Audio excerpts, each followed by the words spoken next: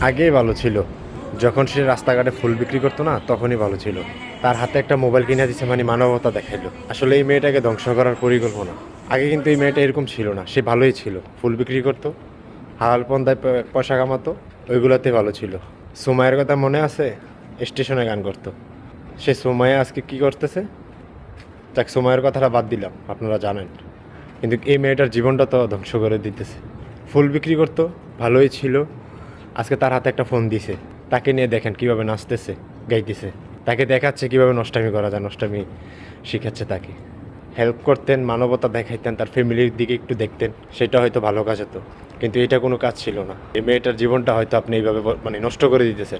দেখেন, মানে তার পরিকল্পনা কি, আপনারা এখান দিয়ে চিন্তা না করিয়া এখান দিয়ে একটু চিন্তা করেন। মানে তার জীবনটা কিভাবে নষ্ট করার একটা মানে পরিকল্পনা সে নিছে। হায় রে মানুষ। ভালো থাকবেন। আল্লাহ হাফিজ।